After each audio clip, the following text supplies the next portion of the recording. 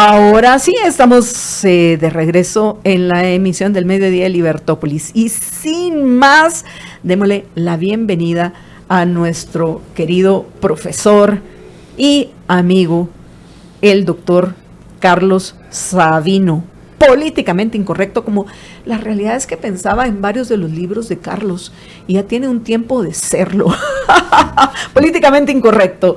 Carlos, buenas Hola, tardes, Marta, y bienvenido. ¿Qué tal? Buenas tardes, Jorge. Buenas tardes, ¿Cómo están? Carlos, gusto tenerte por acá. Qué gusto. Vamos a tomarle una foto. Le voy a tomar una foto, se la voy a mandar a Alex para que lo pongamos en pantalla. Miren esto. Ah, pero es que aquí casi no se mira, va. Ok. Va, yo lo vamos a poner en pantalla para que lo puedan ver todos aquellos que nos están acompañando. Dice, este es un libro impactante y necesario que el lector devorará, yo comenzando hoy, con creciente interés. No está escrito para académicos ni pretende ser un estudio riguroso de algún tema histórico. Es una cruda reflexión de un historiador y sociólogo que quiere entender el momento que vivimos, un momento complejo e inquietante, plagado de amenazas, esperanzas y contradicciones. Así comienza la contraportada. Entonces, ¿qué mejor que el autor, Carlos, nos explique a qué se refiere la contraportada? Bueno, esta obra, ¿cómo surge esta nueva obra? ¿Cómo surge este nuevo libro? Fíjate, surge remotamente del asunto de la pandemia. Así, yo me sentí muy mal durante la pandemia, no por el virus, no por el virus para nada, me sentí un poco mal, pero eso duró poco. Me sentí mal por todas las cosas que se hicieron, los encierros, la paralización económica, etcétera. Y en esos años pasaron muchas cosas. Realmente el panorama mundial se ha puesto, y latinoamericano se puso cada vez más complicado, más tenso. Hay tambores de guerra, yo digo, en una parte ahí. Entonces yo decidí tomar la actitud que tiene la gente, que tuvo mucha gente, que es la de decir basta de democracia. Pero después le puse algo más, un subtítulo más realista, digamos así, que es una aproximación histórica a la falsificación del liberalismo. Y le voy a decir por qué viene eso último. Porque aquí uno lee revistas, páginas internacionales de todos lados y habla de los gobiernos liberales de Australia o del Canadá o de Francia, y qué liberalismo tiene una gente que encierra a la gente, a las personas en la casa y les impide hasta trabajar. Entonces, viendo eso, viendo el ambiente como de guerra, lo que se habla de decadencia, bueno, pues yo me decidí a poner en orden mis ideas, que el libro está escrito realmente para sacarme esa sensación de traición, de manipuleo, de hipocresía que nos rodea. La gente quiere la democracia, y fíjese, el ejemplo venezolano es típico. En el año 1998 eligen a Chávez. Chávez era un golpista que dijo que quería matar al presidente, o sea, no era algo light, y lo eligió por el voto. Ahora, después están luchando por volver a la democracia, pero en esa época no les importó. Y yo me doy cuenta que a la gente no le importa la democracia en sí. Le importa cuando le falta, claro, lo mismo que las libertades. Pero entonces yo me decidí a hacer una recapitulación histórica del concepto de democracia, analizar temas como el del estado de bienestar, buscando ante todo por qué los electorados se comportan de la forma novedosa, anómala, en que se están presentando, en que se están manifestando. Hay varios países, por ejemplo Alemania, por ejemplo Costa Rica, por ejemplo Venezuela, en que el electorado se dividía en dos grandes tramos: socialdemócratas y demócratas cristianos. Ambos se dicen demócratas. Ahora eso ya no es así. En Venezuela por las razones que dije. En Alemania, en Francia, en otros países hay sectores nuevos. En otros países no hay partidos nuevos, pero hay una polarización. Algo está pasando y ese es el punto de partida de mi libro. Algo está pasando. Y lo que está pasando, que por cierto ya lo tenemos en pantalla, Ay, está bien, gracias. la portada, y también ya tenemos la contraportada que la vamos a poner para aquellos que quieran terminar de leer lo que yo comencé en el principio de este segmento. Y me llama la atención la imagen que escogiste como portada de tu libro. ¿Nos la podrías explicar, Carlos? Claro, la imagen es una imagen de confusión. Yo pensaba en poner algo de una urna de votación, pero no, yo no estoy contra la democracia, estoy contra esto que llaman democracia, que no es democracia, o que es una democracia muy, muy particular. Entonces, la idea es que hay confusión. Entonces yo por eso quise poner un poste indicador, un poste caminero, donde democracia vaya para acá y también para acá, que la dictadura esté para este lado y para el otro, que la libertad esté, que no sabemos, porque la gente está confusa. Yo diría que además de confusa está molesta. La mayoría de la población del planeta está molesta, y como te digo, fíjate que yo comencé a pensar en estas ideas, porque hasta ese momento yo estaba, vamos a decir, menos incorrecto estaba políticamente hablando. Yo pensaba que con sus defectos, bueno, estos partidos que se dicen demócratas liberales, estaban haciendo, eran casi como una meta, por decir un modelo, un paradigma. Pero cuando yo vi lo que sucedía en Inglaterra, en Argentina, en Francia, bueno, me di cuenta de que había mucha falsedad en todo esto. Y entonces me puse a estudiar los datos de la pandemia. Tengo un capítulo ahí de todo lo que se nos hizo a los ciudadanos comunes, de lo injustificadas que estuvieron esas medidas por la cantidad de muertes que hubo, por la cantidad de contagios que hubo. Realmente fue una epidemia o pandemia, yo no diría suave, pero ni comparar con otras que hubo a lo largo de la historia. Sí, a lo largo de la historia, exactamente. Ahí está mi cosa de historiador. Bueno, yo me pongo a ver qué pasa con la democracia. Y nosotros hablamos de la democracia como algo sagrado desde hace, diría yo, menos de 100 años o 100 años.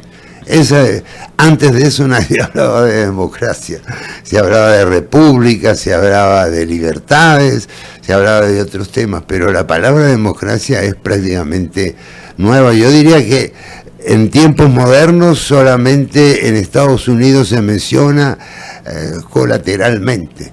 Pero es una ironía lo que estás diciendo, Carlos, porque si hay un término, un concepto milenario, es el de democracia.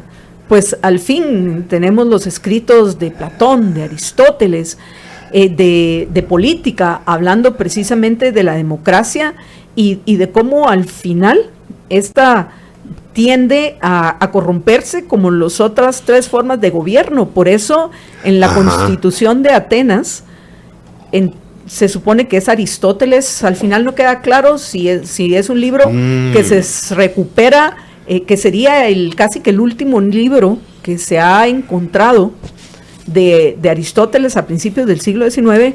Los expertos en Aristóteles no han terminado de decidir si es una obra de discípulos de Aristóteles, de algunos de los que tuvieron ese honor de caminar con Aristóteles mientras aprendían, y al final compartieron las ideas últimas de política de su maestro, que era básicamente una propuesta precursora a la de los Founding Fathers en Estados Unidos. Entonces, cuando tú me hablas Cuando tú hablas, yo sé que en los Founding Fathers la discusión va a ser mucho acerca de John Locke y de otros ilustrados escoceses, pero cuando tú me dices de esto, precisamente al final, si vamos a encontrar un hilo conductor entre las discusiones que hubo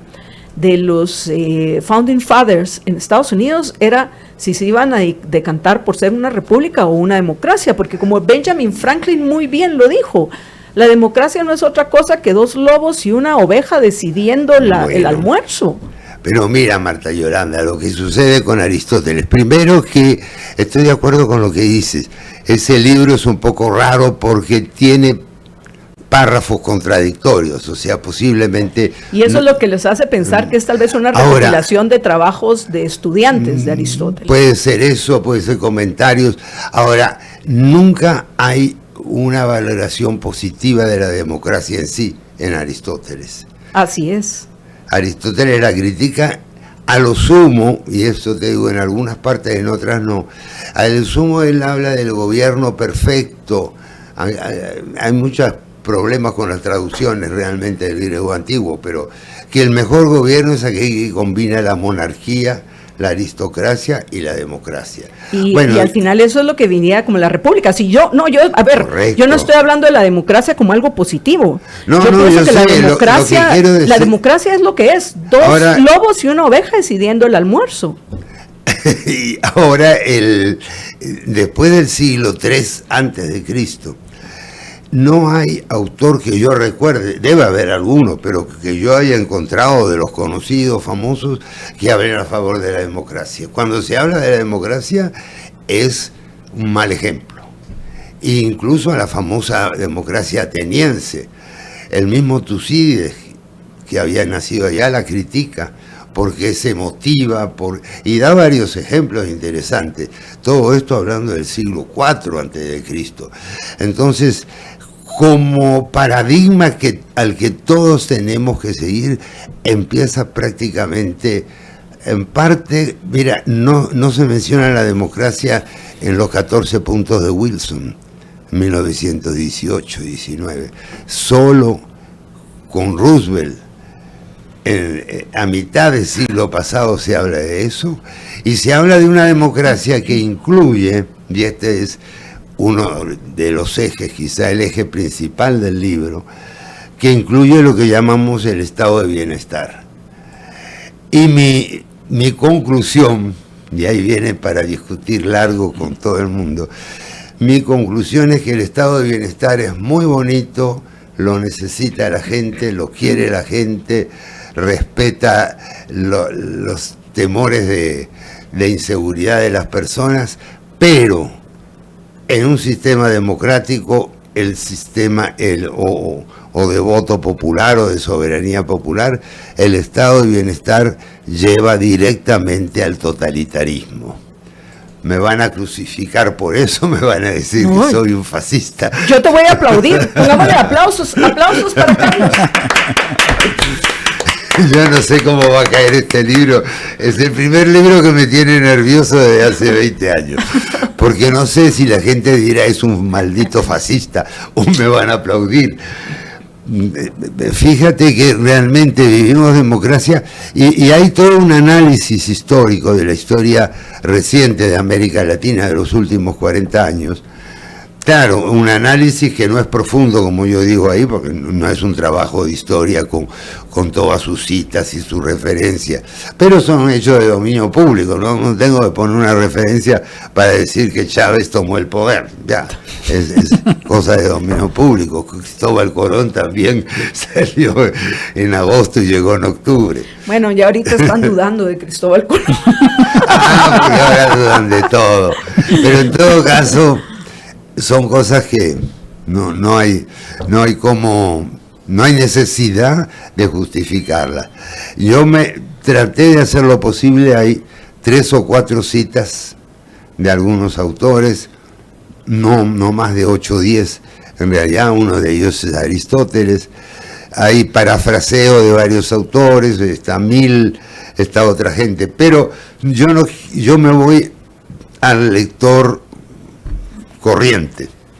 al votante, si quieres decirlo así. Al ciudadano productivo que no tiene tiempo de estar viendo qué andan haciendo sus políticos mientras los políticos se aprovechan de ellos.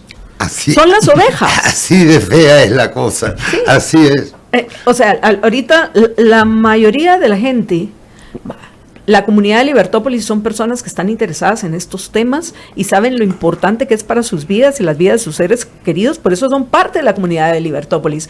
Pero claro, toda esa mayoría que ahorita está ignorando lo que está sucediendo, esos al final son las ovejas que los lobos están decidiendo comérselas, pues. Por 2-1, por 2-1, además. Mayoría de 2/3.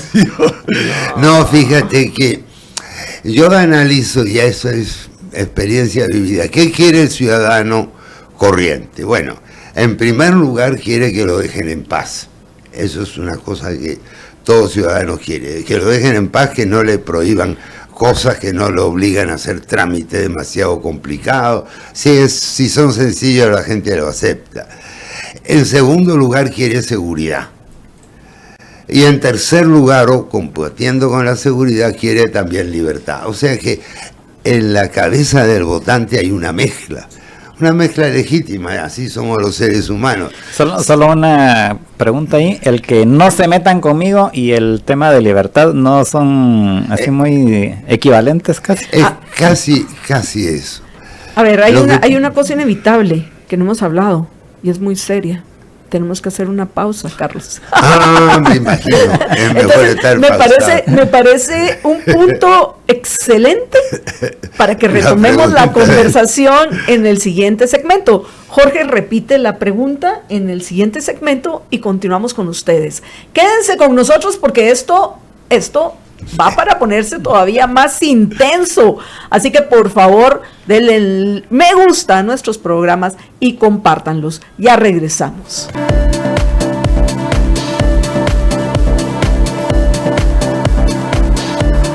Estamos de regreso en la emisión del Mediodía de Libertópolis y nosotros, ¿qué les prometimos hoy? Un programa de lujo, los lunes de lujo. Y esta es una de esas conversaciones que uno quisiera que no terminaran. Y realmente, Carlos, son conversaciones interminables. No es la primera vez que hablamos de estos temas y dudo que vaya a ser la última. Pero regresemos a donde nos quedamos al final del capítulo anterior. Yo ya estoy pensando en el libro que voy a empezar a leer hoy. Pero que por cierto ya algunos de los miembros de la comunidad en redes sociales están preguntando que si ya está a la venta y dónde. Mira, en Sofos va a estar a final de semana. En la Universidad Francisco Marroquín ya lo tienen. En UFM Ediciones con Mayra Ramírez. Exactamente, Mayra Ramírez, ramirez@ufm.edu. Sí, ya lo tienen, lo que pasa es que el Sofo lo va a recibir el jueves, a lo mejor el viernes lo pone o el sábado. Mayra ya se adelantó, porque me lo dijo así, mira, yo quiero que la UFM sea la primera en tenerlo, y me lo voy a llevar a la antigua. Ahí se lo llevó. Entonces, ¿se lo llevó todas a la antigua? No. Mayra, por favor. No, pero se llevó una buena cantidad. No creo que haya vendido tanto. Pero bueno, ya el libro en la próxima semana está por todos lados. Pero esto es así casi como un anticipo. Ahora, la pregunta, George. La pregunta era que dijiste que en primer lugar lo que la gente quería era que no se metieran con ellos. Ajá. Y luego en tercer lugar que lo que querían era libertad. Y yo preguntaba si esos dos términos no son, o esos dos conceptos no son medio intercambiables. Claro, lo que pasa es que son como dos planos, diría yo, de la libertad. Por ahí había alguien que hablaba de libertades civiles, políticas y no sé qué más, económicas. ¿Isaías Berlín? Sí, Isaías Berlín. Entonces, hablando de eso, y también Milton Friedman lo menciona. Pero yo cuando digo que no se metan con uno es la libertad personal, cosa como lo pasó en la pandemia. Ahora, la libertad política es otra cosa, bueno, libertad de prensa incluye poder votar, en fin, una cantidad de... Y la libertad económica está como entre medio de esas cosas que digo yo, porque si a mí me ponen trabas para que yo compre o para que yo venda, bueno, pues evidentemente no hay libertad económica.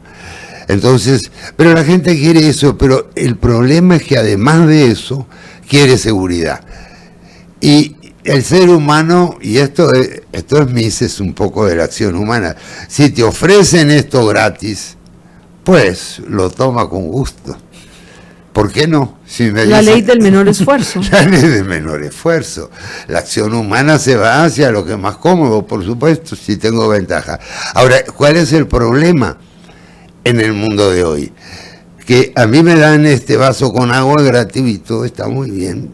Y yo pregunto, bueno, ¿no me podrían dar un café también? Y ustedes lo piensan y me dicen sí. Que no es gratis, porque tuvo que venir al programa a hablar de su libro por esa agua. Ahí llegamos. Pero el estado de bienestar es eso. Yo recibo algo, educación primaria gratuita. Pero ¿por qué no secundaria? Y luego viene la universidad. ¿Por qué no hacer gratis la universidad? ¿Y qué va a decir el político? Claro que sí, amigos, yo les prometo universidad gratuita, les prometo esto gratuito, todo gratuito. Mentira, esa plata sale de algún lado, pero como tú dices, siempre se paga. Pero la tendencia al ciudadano es pedir más, la tendencia del político es dar más. Pero eso no es una fantasía, eso no puede ser. Ya tenemos que en Europa, en Estados Unidos, en algunas partes, viene un migrante cualquiera, no tiene ni un papel, no tiene ni pasaporte, y le dan alojamiento y comida gratis. Pues claro, si yo le doy alojamiento y comida gratis a alguien, esa persona se va a quedar. Entonces, el estado de bienestar empieza a crecer. La situación económica se pone cada vez peor, las monedas se debilitan y llega un momento en que el Estado pierde su función esencial. Para mí el problema en América Latina sobre todo es eso. El Estado nos da una pensión de 400 quetzales para alguno y 700 para otro. Gran cosa. Pero las maras están campantes, las carreteras se están hundiendo. Entonces, las sensaciones de que la democracia no sirve, eso es lo que piensa la persona sin andar pensando mucho en Aristóteles y en la República. No hay otro problema que hay es que no hay división de poderes. Una república sin división de poderes no es república. No es república. Y ahí los padres fundadores de Estados Unidos a eso ajustaron toda la Constitución y toda la práctica, es decir, ¿quién nombra a quién? El presidente sí lo nombra el pueblo. Pero por medio del colegio electoral. Pero vamos a hacerle un filtrito ahí, el colegio electoral. Los senadores lo nombraban los gobernadores allá en el siglo XVIII, después se abrió al voto popular. Y así, pero los jueces son nombrados por los otros, pero el juez es todo lo que llaman check and balances, pesos y contrapesos y todo lo demás. Bueno, porque lo fundamental, y eso hay incluso una corriente a principios de del siglo pasado todavía, que no sé qué nombre tenían en España, pero era la idea de los indiferentes. Y los indiferentes, o algo parecido a indiferentes, eran personas que decían, queremos libertades, queremos división de poderes. No importa si es una monarquía absoluta, una república, una democracia aristocrática, la cosa es que haya libertades y que el poder se reparta. Bueno, esa no le faltaba algo de razón. Lo estoy hablando fuera de contexto, ¿no? Porque realmente habría que conocer la situación de España ya en 1910-20. Pero había toda una corriente que era la gente más sensata, creo yo, más madura, decía, con el rey o contra el rey, no, pues no importa tanto si está el rey o no está el rey.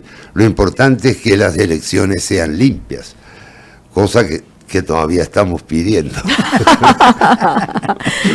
Pienso que, de nuevo, el problema es falsear la realidad. Primero, como bien lo mencionabas, todos aquellos que piensan que el gobernante es una especie de papá o mamá, por eso surge el término papá gobierno, mamá gobierno, les va a resolver su vida de adulto como cuando eran niños, estaban papá y mamá para hacerse cargo de que tuvieran vestimenta, de que tuvieran un techo y que tuvieran comida. Entonces se quedan como huérfanos cuando llegan a la adultez y tienen que ganarse la vida. Para mí, tengo ya varias semanas de estar haciendo énfasis en este tiempo, en este principio básico. Uno se tiene que ganar la vida. Entonces, qué rico, si viene un político, el político me ofrece que él me lo va a dar todo. Entonces, la gente no piensa que el político le va a decir cualquier cosa con tal de que voten por ellos dentro de una democracia que lamentablemente no es otra cosa que la decisión de la mayoría sobre la minoría. Y esa mayoría no tiene ese límite de que se puede decidir sobre todo menos el violentar los derechos individuales de los otros. Y la mayoría de las veces estas mayorías lo que están haciendo es violentando los derechos de las minorías.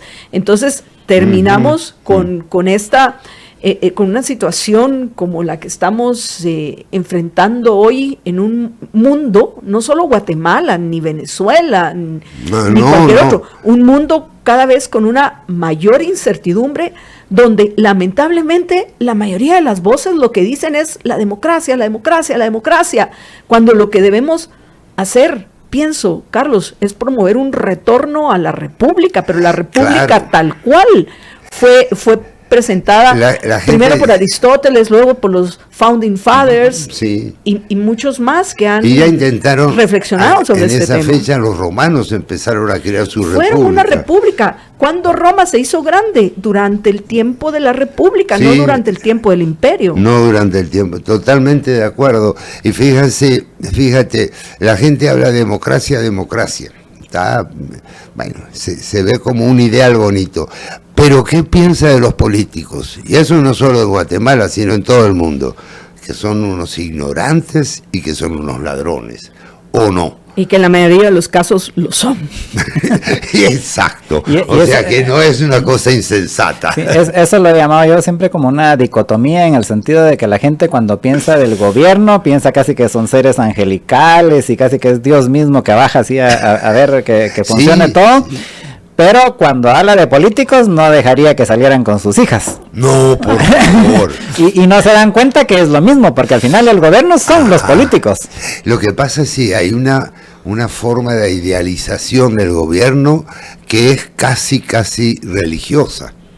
Y de pronto la gente, como le pasó a varios países, lo voy a nombrar porque no meterme en cosas raras, pero como pasó en varios países, la gente dice basta de democracia, nos están engañando, nos dijeron que con la democracia ya en los años 80, 90 íbamos a vivir felices, con libertad y el crecimiento económico iba a ser poderoso, adiós las dictaduras.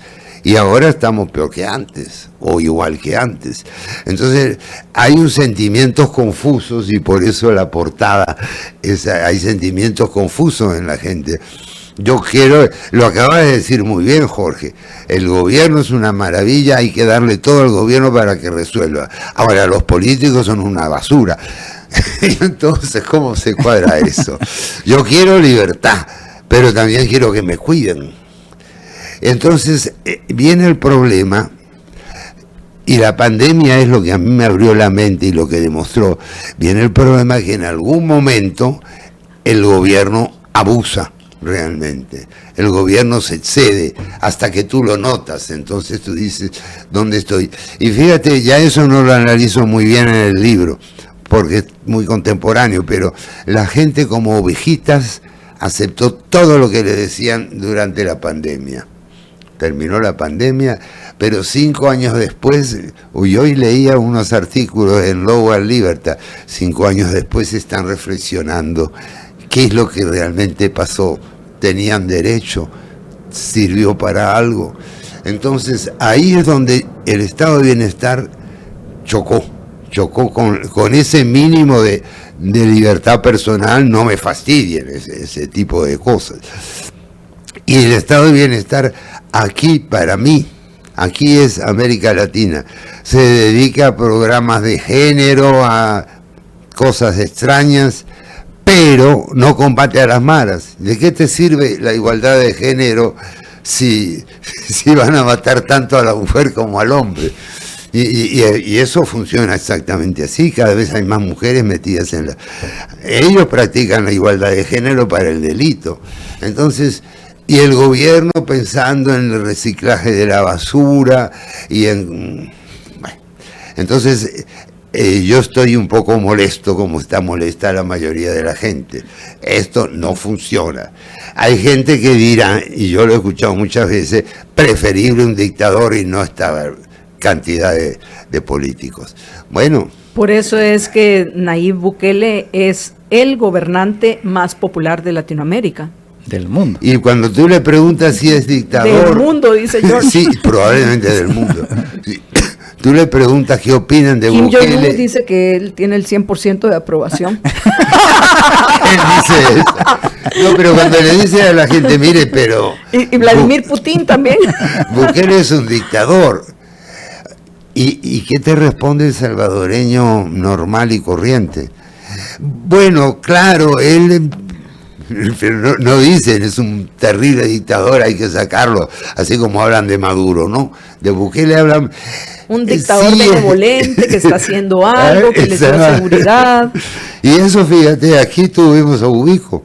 Ubico era un dictador... Del que tú sabes mucho porque escribiste un libro sobre Ubico. Yo escribí un libro sobre Ubico y...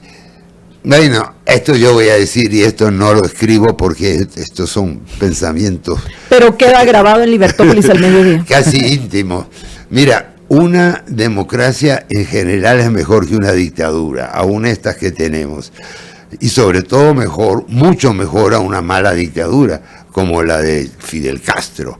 Pero una buena dictadura hace más cosas, produce más para la gente que una democracia. Lo que pasa que si como el caso de Singapur, diría. Exacto. Si tú eliges mal, te va un dictador y el problema es que por un dictador benevolente tenés 100 Chávez y 100 es correcto, Castros es correcto. y 100 Maduro. Eso es una apuesta que solo hace gente desesperada. Y yo creo que la gente se está desesperando. Así que tenemos un futuro medio peligroso. Vamos a una breve pausa con ese comentario. ¿Qué les parece? Vamos a un futuro más peligroso que el actual. Quédense con nosotros que ya regresamos. Por favor, denle like, me gustan nuestros programas y más importante, compártanlos. Que por cierto, ya vi que reapareció Linda Nicol.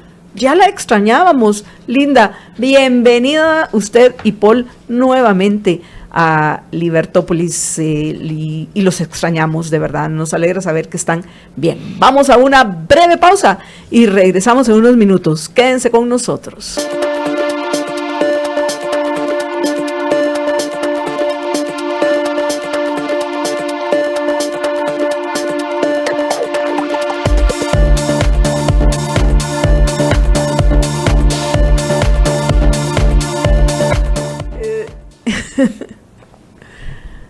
Estamos de regreso a la emisión del mediodía de Libertópolis y hoy sí que nos hizo reír durante la pausa nuestro querido amigo y profesor, el respetado doctor Carlos Sabino, que dice que ya ahora ya no le importa nada más que ser políticamente incorrecto, pero para ser correcto y decir lo que piensa. Y me parece maravilloso y así debemos de ser todos. Eso sí, pensemos lo que pensemos, pues, porque hay gente que cree que está pensando y realmente no está pensando. ¿Qué significa pensar, Carlos? Darle vuelta a las cosas, verlas de un lado y de otro, estar atentos, concentrarse, todo eso. Eso es pensar. Es muy difícil definir eso realmente. Bueno, para mí pensar es la búsqueda de la verdad de los hechos, reconociendo que la verdad es una cualidad del juicio o las ideas que sostengo sobre la realidad. Entonces, sí, eso es pensar. Entonces, cuando yo he pensado, voy a compartir cuando yo ya tengo los pelos de la burra en la mano para decir de qué color es, voy a decir esto es un fact, esto es un hecho, esto es una verdad. Cuando todavía no tengo esos pelos de la burra en la mano, digo, es probable que esto sea, estoy en búsqueda de esa verdad, y eso es pensar. Entonces tú ya hoy no tienes filtro para decir lo que piensas. No, yo no tengo filtro, mira. Y tu secreto de escribir, que también no lo compartiste ahora. Bueno, que uno tiene... puedes compartir. Que uno a mi edad se cansa más. Sí, yo no puedo estar tantas horas como antes. Pero ahora tengo una experiencia que me permite escribir el doble de rápido que antes. Entonces, cuando hago historia, está la cosa de los archivos. Sí, hay que ir a archivos, como tú dices, buscar los pelos de la burra, uno por uno. Pero cuando es más tipo ensayo, o es resumen, o es crítica, pues yo, la verdad que yo quizá voy caminando y voy pensando, llego a casa y escribo de corrido. En pocas palabras, trabajas menos horas, pero sos más productivo. Sí, prácticamente mantengo el nivel de productividad, mantengo el nivel. Porque, no sé, para algunas cosas soy más, otras menos. Pero sí es importante, y esto es un lindo mensaje que yo creo que a la gente le hace bien. No solo pienses, como tú dices, trata de ver qué es lo que pasa. Escribe de vez en cuando algo. Escribe aunque sea un resumen para ti mismo. Antes escribía un diario. El journaling, ahora está súper de moda. Está de moda otra vez. Está de moda, y el concepto se conoce como el journaling. Claro, es un nombre más. Así es, para que se crea que es algo nuevo. Nunca había existido el journaling hasta ahora. Sí. Bueno, es una ironía, por supuesto. Fue una cosa que tú decías al final del segmento anterior. Sí, los tiempos que se avecinan y los que vivimos son peligrosos, difíciles e inseguros. Uso esos tres adjetivos porque alguien en una conferencia que da McCullough, que es un historiador muy respetado en Estados Unidos, le dicen eso, y él dice, sí, es verdad, vivimos tiempos peligrosos, inseguros y difíciles, pero siempre ha sido así. Todos los tiempos han sido difíciles. O sea que bueno, lo que pasa es que hay que adaptarse. Lo que pasa es que hay tiempos con una mayor incertidumbre. Sí. Por ejemplo, no sé si viste en lo que terminó esta conferencia de prensa que dieron en conjunto Zelensky, Trump, y en mi opinión con el chute del vicepresidente J.D. Vance, que pienso que es el que al final provocó toda la discusión en la cual terminó esa conferencia de prensa, y Donald Trump acusó a Zelensky de algo que me preguntaría si es él el que lo está propiciando, que le dijo, es que usted lo que está haciendo es provocando la Tercera Guerra Mundial.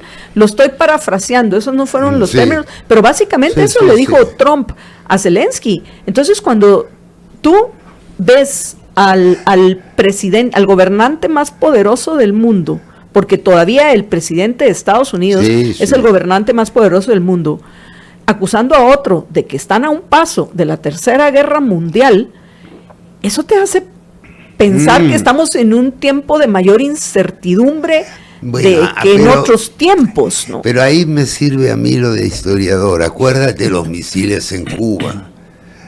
Eso estuvo mucho más. Esta fue una frase. Y en realidad, hasta qué punto Zelensky puede hacer algo con la Tercera Guerra es quizás yo no pienso que él pueda provocar la Tercera Guerra Mundial. De Trump. Pero Trump sí. Pero justamente yo pienso que la actitud de Europa en este caso es peligrosísima. Ahora, yo te digo, la crisis de los misiles en Cuba, esa crisis, ahí sí estaba ya la mano arriba del botón rojo para la cosa nuclear, si al final no llegaban a un acuerdo. Mira, afortunadamente tenemos bombas nucleares, y eso también es algo que yo digo. Y para mí, esto es otro pensamiento incorrecto, cuanto más países la tengan, mejor. ¿Por qué? Porque cuando tú tienes una bomba nuclear, no haces ciertas cosas. Pero depende. Porque tienes miedo. Por ejemplo, Una persona sensata, o sea, yo no pienso que Donald Trump vaya, espero no equivocarme, pero no espero que se le vaya a ocurrir empezar a utilizar el armamento nuclear que tiene Estados Unidos, pero por ejemplo, a Kim Jong-un, que se la pasa, hay semana en la cual no anda él tirando un misil en algún lado. Te voy a decir algo, él tiene la bomba ya hace un rato, no la ha usado. ¿Quién tuvo, ¿con los ayatolas de Irán? ¿Quién fue el tercero en tener la bomba? El tercer país, China comunista bajo Mao Zedong. Y no me va a decir que los ayatolas son más peligrosos que Mao Zedong. Mao Zedong quería la revolución mundial. Menos mal que se murió antes de eso. Pero él la tenía. Y no, mira, usar una bomba nuclear. Y llegó Deng Xiaoping al ejercicio del poder. Ajá. Eso fue y una cosa buena para el mundo, pues. Claro, eso fue una lucha interna para complicada. Los chinos y para el mundo. Y para el mundo fue muy bueno. El mercado mundial se abrió 3-4 veces y no se habló más del arsenal. El arsenal da seguridad a los países. Y cuanto más seguros se sienten, más relajados se ponen. Entonces yo pienso que lo que dije recién era exagerado, que todos los países tengan bombas nucleares, bueno, no es para tanto. Pero quisieras que Maduro tuviera bombas nucleares. No la usaría, porque él no quiere, nadie quiere la destrucción del mundo. Lo que quieren es poder y dinero, eso sí quieren. Y si tiran la bomba, te van a destruir tu país. Mira, Pakistán e India, que viven peleando de hace 70 años, 80, los dos tienen la bomba. Nada. Israel la tiene. Nada. Entonces, no, yo creo que la tercera guerra nuclear, lo de Ucrania es una guerra fría, por el lado de Europa. Europa no está peleando, no está poniendo a sus muchachos a morir, está poniendo a los ucranianos. Y Estados Unidos con Biden igual, yo creo que ellos dan plata y dan dinero y no sabemos bien cómo se maneja eso, pero nadie se corrió hasta allá, nadie se metió, como si se metieron los Estados Unidos en Vietnam y en Corea. O sea que la situación no es tan terrible como parece en ese sentido. Yo estoy casi seguro que todas estas peleas, escarceos, la reunión allá en Inglaterra, son todos prolegómenos a un arreglo. Pues yo me da cierta paz, cierta tranquilidad y por supuesto pienso que igual sí seguimos teniendo estamos viviendo tiempos de una mayor incertidumbre, eso sí lo sigo sosteniendo, pero quiero confiar en tu conocimiento y tu experiencia, Carlos, de que al final esto, como todo, va a pasar. Todo en la vida pasa y nos vamos a enfrentar a otros retos. Exactamente, por eso todos los tiempos son difíciles, porque siempre hay un nuevo reto. Y vamos a decir, bueno, ya pasó la época esa de la democracia y volvimos a la república. Volvimos a pero ahora el problema es, y no sabemos cuál, es que ese es el problema de la humanidad. El problema es que ya llegamos a Alpha Centauri y efectivamente hay otros humanoides en Alpha Centauri. ¿Qué vamos a hacer? Tenemos que hacer las paces con los humanoides de Alpha Centauri. No se puede por tal razón. Sí, algo así, no, eso no acaba nunca. En el Neolítico así, ¿verdad? Vamos a sembrar, sí, pero al sembrar hay que quedarse quieto y nosotros somos nómades y entonces vamos a fundar, ¿qué? Una ciudad, eso es invivible. Y debe haber habido mucha discusión allá en el 10.000 antes de Cristo. Bueno, muchas gracias. Sí, Carlos, ya te tienes que retirar porque nosotros tendríamos casi que todos los lunes de lujo. Ahí está en pantalla el libro que fue la excusa, nos sirvió de excusa para esta interesantísima conversación con Carlos Sabino. Basta de democracia, una aproximación histórica a la falsificación del liberalismo, que ya saben que lo consiguen ya en UFM Ediciones, pueden escribirle en X a Mayra, UFM Ediciones, y lo pueden comprar ya. Atención, por favor, a los miembros del Club de Lectura de la Liga de los Liberhéroes.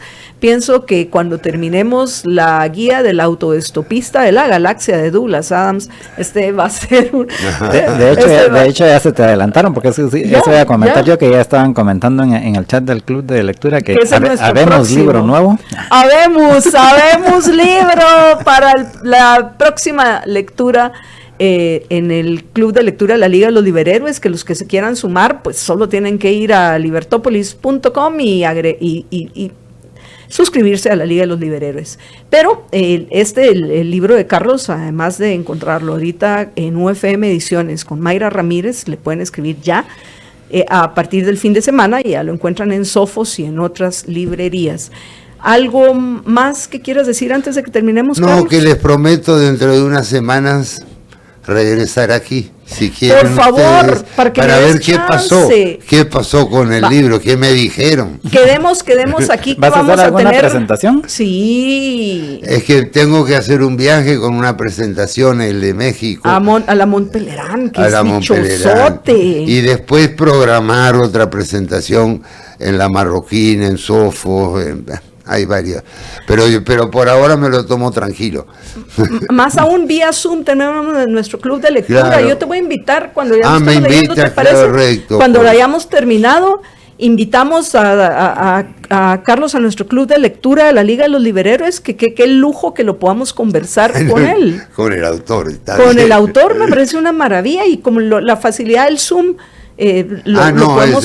nos podemos coordinar para que tú estés en nuestro club de lectura, que nos encantaría. Cuando no tenga clase, buscamos parece, nosotros nos acomodamos. Estoy segura que ya están votando en el chat que sí, que llegue Carlos a nuestro club de lectura. Qué dice. Y ya lo discutimos, y me das además de eso chance en unas semanas para leerlo. Ya anoto y ya te puedo hacer preguntas más con conocimiento de causas del libro. Carlos, te agradecemos de nuevo muchísimo. Gracias. Que nos hayas...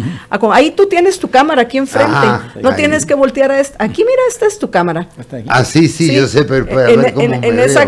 Te miras muy bien. A ver cómo se mira el profesor y el doctor, que ya vieron, es que es coqueto, así es. Nos estará escuchando Lorena. Ahí estás todo tú entero, ahí puedes ver a la cámara. Ya ni Jorge y yo ni siquiera aparecemos.